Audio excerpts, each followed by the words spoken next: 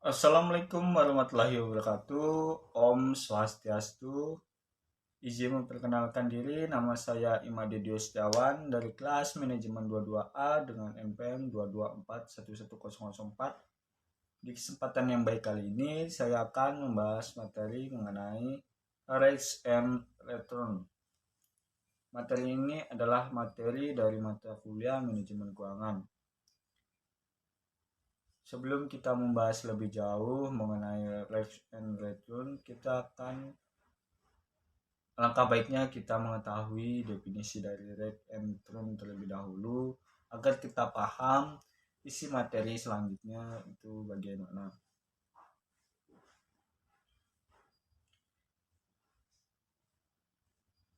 Risiko dalam konteks investasi adalah kemungkinan bahwa hasil investasi akan berbeda dari yang diharapkan.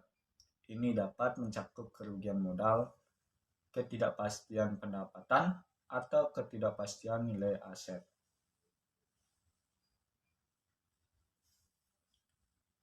Ada jenis-jenis right and return. Yang pertama ada risiko pasar terkait dengan fluktuasi pasar umum seperti risiko saham dan obligasi. Yang kedua ada risiko kredit terkait dengan kemungkinan pihak yang berutang tidak dapat atau tidak mau membayar utangnya. Yang ketiga ada risiko likuiditas terkait dengan kesulitan menjual aset dengan harga yang wajar. Yang keempat, risiko politik terkait dengan perubahan dalam regulasi atau kebijakan pemerintah yang dapat mengurangi atau mempengaruhi investasi. Yang terakhir, ada risiko mata uang terkait dengan perubahan nilai tukar mata uang yang dapat mempengaruhi nilai aset yang dinyatakan dalam mata uang asing. Itu adalah jenis-jenis dari risiko-risiko yang ada. Selanjutnya, pengukuran risiko.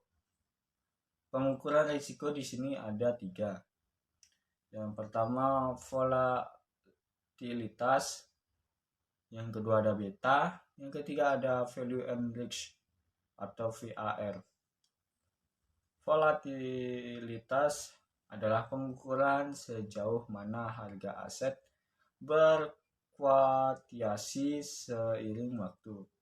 Volatilitas yang tinggi menunjukkan risiko yang tinggi. Beta merupakan mengukur sensitivitas aset terhadap pergerakan pasar.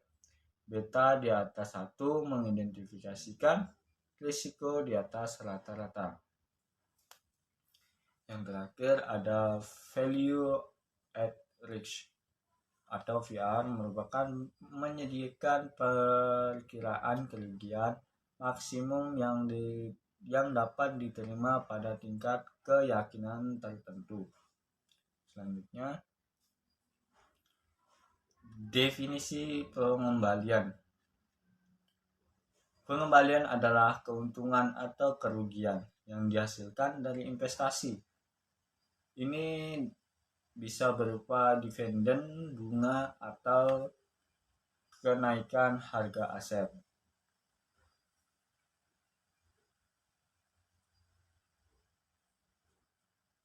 Yang selanjutnya, jenis-jenis investasi. Ada 4 jenis investasi.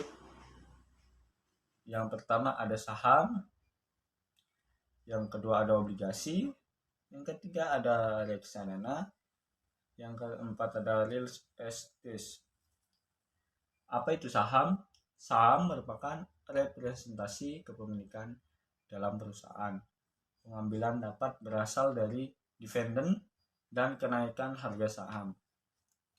Yang kedua ada obligasi. Apa itu obligasi? Surat utang yang membayar bunga dan modal pada tanggal jatuh tempo. Reksadana adalah investasi kualitatif yang menggabungkan dana dari banyak investor untuk menginvestasikan pada portofolio beragam aset. Yang terakhir ada real estate. Real estate merupakan investasi dalam properti fisik seperti tanah, bangunan, atau properti komersial lainnya. Ini adalah jenis-jenis dari investasi. Yang selanjutnya, hubungan risiko dan pengembalian. Ada dua. Risiko dan pengembalian memiliki hubungan positif. Semakin tinggi risiko, semakin banyak potensi pengembalian, dan sebaliknya. Konsep trade-off antara risiko dan pengembalian menggambarkan bahwa investor harus memilih tingkat risiko yang mereka siapkan untuk ditanggung demi memperoleh tingkat pengembalian yang diinginkan. Selanjutnya, faktor-faktor yang mempengaruhi risiko dan imbal hasil. Ada 3. Yang pertama, jelaskan bagaimana horizon investasi mempengaruhi pertimbangan risiko dan imbal hasil. Yang kedua, diskusikan bagaimana tujuan keuangan yang berbeda memungkinkan memerlukan ekspor risiko yang berbeda. Yang terakhir, bandingkan profil risiko dan imbal hasil dari berbagai kelas aset. Ada saham, obligasi, reksadana, real estate, dan lain-lain. Selanjutnya, pengukuran risiko. Ada 3 pengukuran risiko. Yang pertama ada standar deviasi, yang kedua beta, yang terakhir nilai pada ratio VAR. Pengukuran risiko. Standar deviasi menjelaskan bagaimana standar investasi mengukur sebaran hasil investasi. Yang kedua ada beta. Diskusikan bagaimana beta mengukur sensitivitas aset terhadap pergerakan pasar. Yang terakhir ada nilai pada risiko. VAR.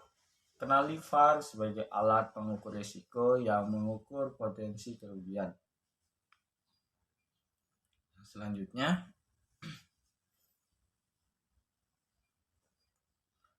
kesimpulan. Dari materi yang saya jelaskan, bahwasanya saya menemukan bahwa risiko dan imbal hasil adalah 2 konsep yang sangat penting dalam dunia keuangan dan investasi. Mereka saling terkait dengan dan memainkan peran kunci dalam pengambilan keputusan investasi. Berikut adalah beberapa poin utama yang bisa diambil dari materi tersebut. Yang pertama ada risiko, yang artinya ketidakpastian atau variasi hasil investasi. Risiko bisa berasal dari faktor-faktor pasar. Yang kedua, ada imbal hasil. Adalah hasil yang diperoleh dari investasi dan dapat berupa keuntungan atau kerugian. Imbal hasil diukur sebagai presentasi dan mencakup seluruh keuntungan dan pendapatan dari investasi. Itulah materi yang bisa saya jelaskan. Bila ada tutur kata yang kurang berkenan dari saya mohon maaf kepada rekan-rekan sekalian. Kepada Tuhan saya mohon ampun, karena saya manusia yang tidak luput dari kesalahan dalam bertutur kata, baik itu kesalahan yang sepele atau tidak. Saya minta maaf kepada teman-teman. Saya tutup. dengan wassalamualaikum warahmatullahi wabarakatuh. Om Santi Santi Santi Om. Sampai ketemu kembali di materi yang terakhir yang saya akan bahas. Terima kasih.